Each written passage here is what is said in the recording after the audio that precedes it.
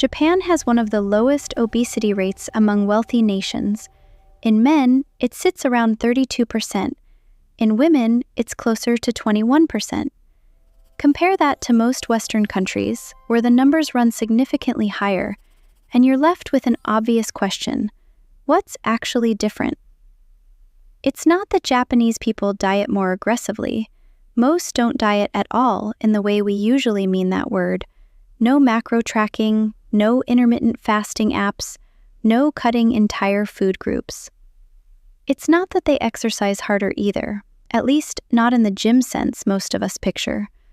Gym membership rates in Japan are actually lower than in many Western countries. So if it's not stricter dieting and it's not harder workouts, what is it? The honest answer is less exciting than a miracle hack and more useful because of it. It's 5 ordinary habits built into daily life so deeply that most Japanese people wouldn't even describe them as habits at all. They're just how a day happens. And unlike a lot of what gets marketed as Japanese secrets online, every one of these is documented, studied, and explainable, not folklore dressed up as science. Let's go through all 5, because understanding why each one works matters more than just knowing what to do. Habit number 1 is called Hara Hachi Bu, and it's probably the most well-known Japanese eating principle, especially associated with Okinawa, one of the world's longest living populations. The phrase translates roughly to eat until you're 8 parts out of 10 full. Not stuffed, not starving, 80%. Here's the mechanism behind why this actually works, and it's not mystical. Your stomach and your brain don't communicate instantly. There's a delay, roughly 20 minutes, between the point where you've eaten enough and the point where your brain actually registers that fullness signal. If you eat until you feel completely full, you've almost always overshot the mark because you were eating faster than your body could tell you to stop. Hara Hachi Bu works by deliberately building in a pause before that point, so by the time the fullness signal actually arrives, you haven't overeaten. Research on this practice specifically is still limited because it's hard to isolate one habit from an entire dietary culture. But the broader pattern is well documented. Populations that practice Hara Hachi Bu consistently show lower average body mass index and reduced long-term weight gain compared to populations that don't. It's also been linked to healthier food choices overall, not just less food, because people practicing it tend to eat more vegetables and fewer refined grains at each sitting. There's a second layer to this worth understanding, because it explains why Hara Hachi Bu has gotten harder for most modern people to practice, even when they know about it. Studies on eating behavior have found that around 70% of adults regularly use a phone, tablet, or screen while eating. That distraction doesn't just fill the time, it actively interferes with the exact signal Hara Hachi Bu depends on. When your attention is on a screen instead of your food, you eat faster, register less of the sensory experience of the meal, and miss the early cues your body sends before fullness sets in. This is part of why Hara Hachi Bu is traditionally practiced slowly and with attention, not just with smaller amounts. The awareness is the mechanism, not just the portion size. In Okinawa specifically, this phrase is often said out loud before a meal, almost like a small verbal reminder, spoken by older generations especially, functioning less like a rule and more like a habit of attention. It's taught to children early, which matters, because eating pace and portion awareness, like most habits, are far easier to build before they're unlearned by adulthood. The practical version of this isn't complicated, but it does take practice. Eat slower. Put your utensils down between bites. Put the phone away, genuinely away, not just face down on the table. Stop when you feel comfortable, not when your plate is empty. and give yourself that 20-minute buffer before deciding whether you actually want seconds, because more often than not, that urge fades before the timer runs out. Habit number 2 is built into the very structure of a traditional Japanese meal, something called Ichiu Sansai, which means 1 soup, 3 dishes. It's not a diet plan. It's simply the default shape a meal takes in most Japanese households, has been for generations, and it does something clever without anyone having to think about it. A typical Ichiu Sansai meal includes a bowl of miso soup, a portion of rice, a protein dish like fish or tofu, and 2 smaller vegetable or pickled side dishes. That's 5 separate, small components instead of 1 large plate. And here's why that structure matters more than it sounds like it should. Eating from several smaller dishes physically slows you down. You're not shoveling from 1 big plate. You're moving between different textures, temperatures, and flavors, which naturally extends the length of the meal. And a longer meal means more time for that same fullness signal from habit 1 to actually catch up with how much you've eaten. It's the same mechanism, Hara Hachi Bu and Ichiu Sansai, reinforcing each other, one through mindset, one through the physical structure of the meal itself. There's a specific nutrition science concept that explains part of why this works so well, called sensory-specific satiety. In simple terms, the more variety a meal offers in flavor, texture, and appearance, the sooner your brain registers satisfaction, because it's responding to a broader range of sensory input rather than repeated exposure to 1 single taste. A single large plate of 1 dish tends to require more volume before that same sense of satisfaction kicks in, because there's less sensory variety to trigger it. 5 small, varied dishes hit that threshold with meaningfully less total food. There's also a nutritional benefit that's easy to miss. Because the meal is built from several small dishes rather than 1 big one, it naturally becomes more varied.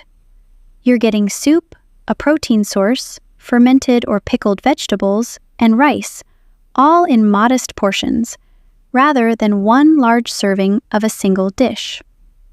That variety does a lot of quiet work. More fiber, more micronutrients, more protein diversity, all without anyone having to consciously eat healthy.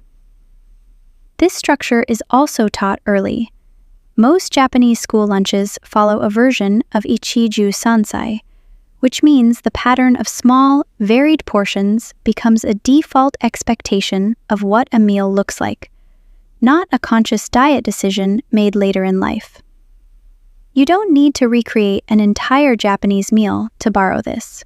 The principle is what matters. Instead of 1 large plate, split your meal into 2 or 3 smaller components. A protein, a vegetable side, a starch, served separately rather than combined into 1 dish. It sounds like a small change. The effect on portion awareness is not small at all. Habit number 3 is about the order you eat things in, not just what you eat. And this one has real physiological backing that's worth understanding properly. In many traditional Japanese meals, there's a natural sequence. Vegetables and soup first, protein next, rice last. This isn't arbitrary. Eating fiber-rich vegetables before carbohydrates slows the rate at which sugar from that meal enters your bloodstream. When you eat rice or refined carbohydrates first, on an empty stomach, your blood sugar spikes quickly. That spike triggers a corresponding spike in insulin, the hormone responsible for storing excess blood sugar as fat, particularly around the abdomen. Here's the deeper mechanism worth understanding. Fiber, the kind found in vegetables, forms a kind of physical mesh in your digestive tract that slows how quickly the carbohydrates eaten afterward can be broken down and absorbed. When protein is eaten before or alongside carbohydrates, it slows gastric emptying further, meaning food leaves your stomach more gradually, which spreads out the release of sugar into your bloodstream over a longer window instead of one sharp spike. A slower, flatter blood sugar curve means a smaller, more gradual insulin response. And chronically high insulin spikes, repeated meal after meal over years, are specifically linked to increased fat storage in visceral fat, the fat that accumulates around your abdominal organs rather than just under the skin, which is also the type of fat most strongly linked to metabolic health problems. This isn't a fringe theory. Eating order studies on blood glucose response have consistently shown that the sequence of food intake, not just the total calories or macronutrients, measurably changes how your body processes a meal. Vegetables and protein first, starch last, produces meaningfully flatter blood sugar curves than eating the same foods in reverse order or all mixed together, even when the total meal and total calorie count are identical. The practical version. At your next meal, eat your vegetables and any soup first, then your protein, then your rice, bread, or pasta, whatever the starch is, last. Same meal, same calories, different order, genuinely different metabolic outcome. Habit number 4 moves away from food entirely and into how Japan structures daily movement. And this is where a lot of Western approaches to fitness get outperformed by something that doesn't even look like exercise. Japan has comparatively low gym membership rates. What it has instead is an environment built around incidental movement. Public transportation is extensive, and walking to and from stations is simply part of getting anywhere. Cycling is a normal, unremarkable way to run errands, not a hobby that requires special gear. Stairs are common in daily infrastructure in a way that elevators and escalators have replaced in a lot of Western urban design. There's a term researchers use for this kind of movement: non-exercise activity thermogenesis, or NEAT. It refers to all the energy your body burns through everyday movement that isn't formal exercise: standing instead of sitting, walking to get somewhere, climbing stairs, fidgeting, carrying groceries. Studies on meat have found that it can account for a substantial portion of total daily energy expenditure, in some cases varying by hundreds of calories per day between two people of similar size and diet, simply based on how much incidental movement is built into their daily environment. Here's why this matters more than it sounds like it should. A single hour-long gym session, however intense, is still 1 hour out of a 16-hour waking day. Incidental movement, walking to a train station, climbing stairs at a station, cycling to a shop, biking to work, accumulates in small amounts throughout the entire day, and that total volume of daily movement often ends up higher than what a single scheduled workout provides, even though no single piece of it feels like exercise. It's not a replacement for intentional exercise if you enjoy that. It's a complement that most modern lifestyles, particularly car-centric ones, have simply engineered out entirely. There's also a compounding effect worth mentioning. Unlike a single scheduled workout, which is easy to skip on a busy day, incidental movement tends to survive busy days better because it's woven into how you get from one place to another, rather than requiring a separate block of dedicated time. That consistency, showing up in small amounts every single day rather than intensely a few times a week, is part of what makes it so effective over the long term. You don't need to move to a city with a train system to borrow this. Park further away on purpose. Take the stairs by default, not just when you remember to. Walk or bike short errands instead of driving them. Stand instead of sitting when you have the option. None of this needs to be scheduled or tracked. The entire point is that it isn't a workout. It's just how the day happens to move. Habit number 5 is about what fills out the rest of a typical Japanese diet beyond the meal structure we already covered. Fermented foods and tea, both eaten and consumed constantly, almost without anyone thinking about it as a health habit at all. Natto, fermented soybeans, miso, fermented soybean paste, and pickled vegetables called tsukemono are staples of a huge number of Japanese meals. These fermented foods are rich in probiotics, live bacteria that support gut health. And gut health has a growing body of research connecting it directly to weight regulation, not just digestion. An imbalanced gut microbiome has been associated with increased fat storage and inflammation, while a healthier, more diverse gut microbiome, the kind fermented foods help support, is associated with better metabolic regulation overall. The mechanism here connects back to something called short-chain fatty acids, compounds produced when gut bacteria ferment fiber in your digestive tract. A more diverse, well-fed population of gut bacteria, supported by regular intake of fermented foods and fiber, produces more of these compounds, which have been linked in research to improved insulin sensitivity and reduced inflammation, both of which play a role in how efficiently your body regulates fat storage over time. Green tea is the other half of this habit, consumed throughout the day in Japan far more routinely than as an occasional health drink. Green tea contains catechins, a class of antioxidant compounds that have been studied specifically for their effect on fat oxidation, the rate at which your body burns stored fat for energy. Multiple studies have found that regular green tea catechin intake, particularly when combined with some level of physical activity, is associated with modest increases in fat burning and reductions in abdominal fat specifically, more so than other regions of the body. Green tea also contains a modest amount of caffeine, and research suggests the combination of catechins and caffeine together has a mildly synergistic effect on metabolic rate, greater than either compound consumed alone. Neither of these is a magic bullet on its own.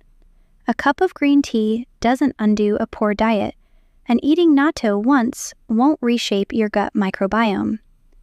But consumed consistently, daily, as a background habit rather than an occasional supplement, they compound with everything else on this list.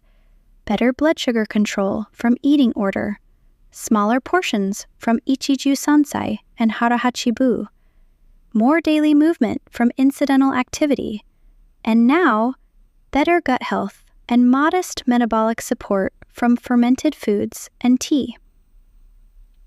The practical version. Add a cup of unsweetened green tea to your day, ideally a couple of times, not as a replacement for water, but alongside it. And look for ways to add fermented foods into your diet regularly. Plain yogurt with live cultures, sauerkraut, kimchi, miso if you can find it, not as a one-time trial, but as something that shows up on your plate several times a week. So here's all 5 brought together. Eat until 80% full, and give your body the 20 minutes it needs to actually register that. Build meals from several smaller dishes instead of one large plate, which naturally slows you down and adds sensory variety. Eat vegetables and protein before starch to flatten the blood sugar spike that drives fat storage. Build incidental movement into your day, walking, stairs, cycling, rather than relying on one scheduled workout to do all the work. And add fermented foods and green tea consistently, supporting gut health and modest fat oxidation in the background. None of these require a gym membership, a supplement stack, or a restrictive diet plan. What they require is something much less exciting to market, but far more sustainable. Small, repeatable shifts in how you eat and move through an ordinary day. This isn't a quick fix, and none of it works overnight. But every one of these 5 habits has real, documented mechanisms behind it. Not folklore, not a fad, just the accumulated effect of a culture that built moderation and movement into daily life instead of treating them as separate, occasional efforts. If this gave you a clearer picture of what actually works, share it with someone who's tried every diet trend and still hasn't found something that sticks. Sometimes the answer isn't a stricter plan. It's a handful of small shifts repeated daily until they stop feeling like effort at all. This has been a look at the real, research-backed habits behind Japan's low obesity rates. Not a miracle, not a trend, just 5 ordinary things done consistently. If this helped, subscribe so you don't miss what's next, and let us know in the comments which of the 5 you're starting with today.